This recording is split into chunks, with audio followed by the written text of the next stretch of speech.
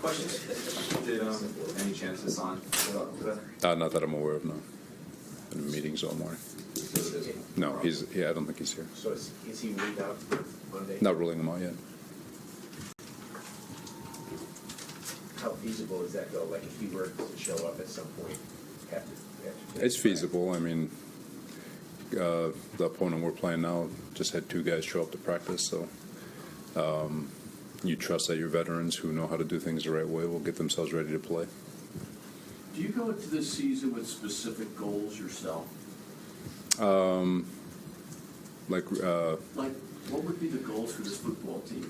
well, I've mentioned it. Like whether you say goals or expectations, it's just to show up and control the controllables and be where your feet are and dominate your moments. And we trust that if we do that, everything will take care of itself.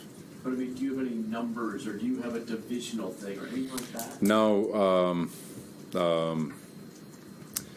I can get into a long philosophical explanation on that one, but putting goals on results, we know what we want, but that's not the end result. Isn't always something that you've got control over, But what you do have control over is where you are and how you approach things, and so our daily goal is to focus on that.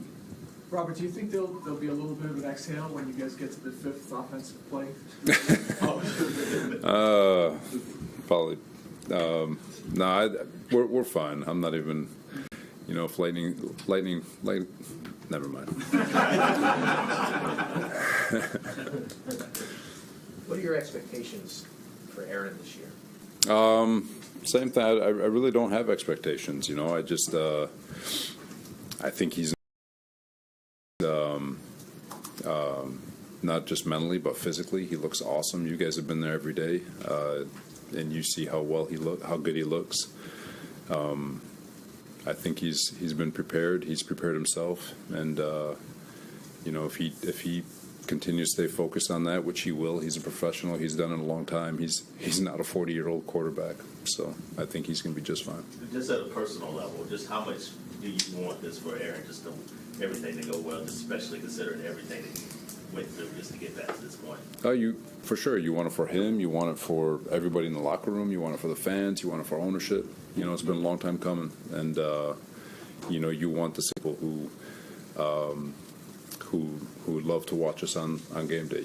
So, but yeah, it's every player in the locker room has a why when they enter a season, and so you want it for all of them. Do you sense that he has a chip on his shoulder along with being 40, coming off the surgery, and kind of the doubters out there? That'd probably be more of a question for him. I think he lives with a chip on his shoulder, but he's that'd be more for him. Do you remember the last time playing in San Francisco against you in 2021? Do you remember that game? The COVID game? Yeah. That game didn't count. I remember the championship game though. Can you say, we see it, but what has he done for this? The guys in the locker room love him. They look up to him. They seek advice from him. I noticed it the other day and shot him a text. I think it's fascinating the way he interacts with the D-line. So just the way he interacts with everybody. So he's the ultimate teammate, and so I think just his leadership and has been invaluable to the organization. Robert, you said the question about the chip, we should ask Aaron that, but how ready are you to sort of get onto the field in a game that matters, where people can see the quarterback that you see behind the scenes, and also see this team that you've been coaching all offseason? I'll speak for everyone in the organization. I think we're all ready after the first week of training camp. After a couple of weeks it expires. So I think I'll speak for everyone that we're all looking forward to it. How much are you looking forward to going back to San Francisco, or are you trying to approach this as just another game? No, it'll be fun, but it's just another game. I've been in that stadium before, so. Robert, now that it is time for football, what do you feel like you have to prove personally? I don't know. It just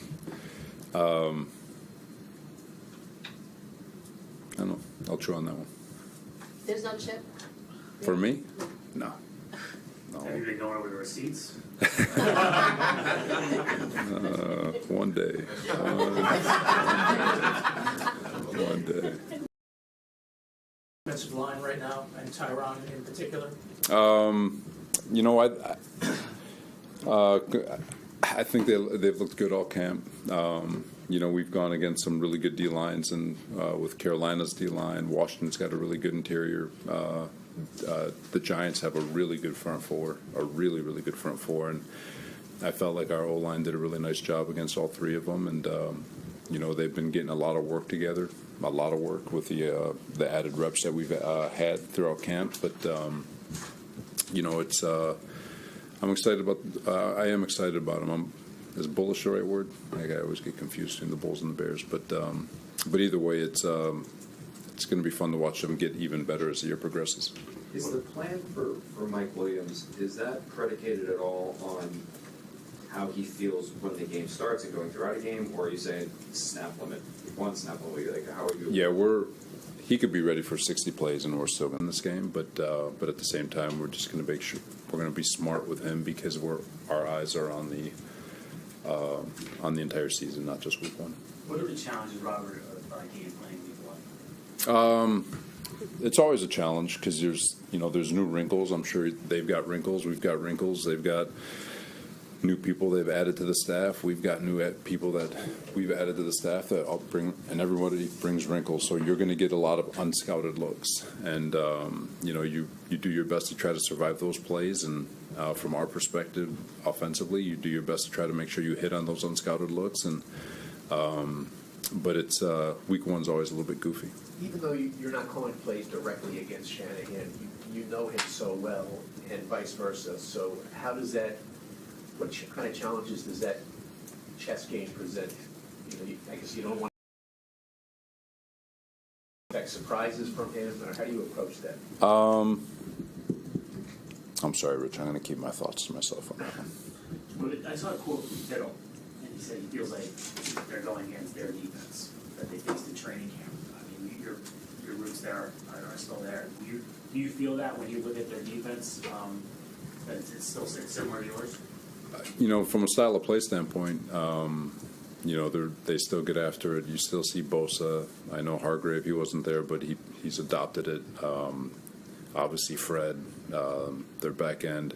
There's a lot of new faces, but the style of play, the tenacity, the overall core philosophy of the defense obviously is still there, and they've done a great job. Kyle's done a great job, and D'Amico, and going all the way through. So, you know, obviously there's bear on fire, and they play with a style.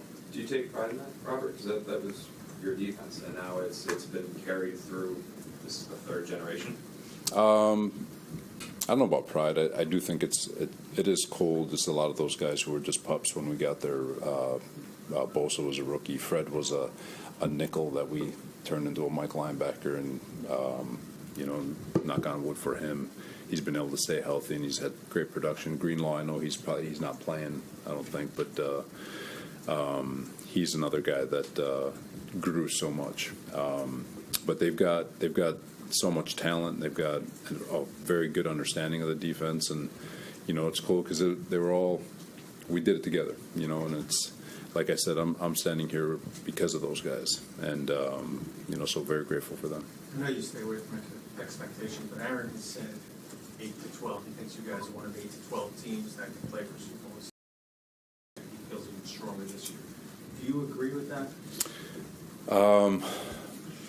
I agree with the fact that I do believe we're capable of anything, but I also recognize that we haven't done anything, and until we do something, it's all hypothetical. What is your message to the fans about the start of the season, what they can expect from this football team on the field?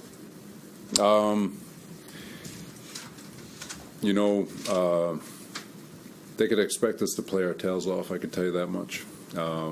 There's one thing that I feel like we've always done is we've always strapped up and we fought from whistle to whistle from start to finish, and that's not going to change. And that's about all you can. they should be able to expect that from us week in and week out.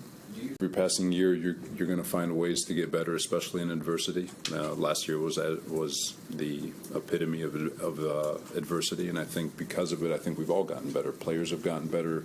Our training staff has gotten better. Equipment room's gotten better. I've gotten better. Coaches.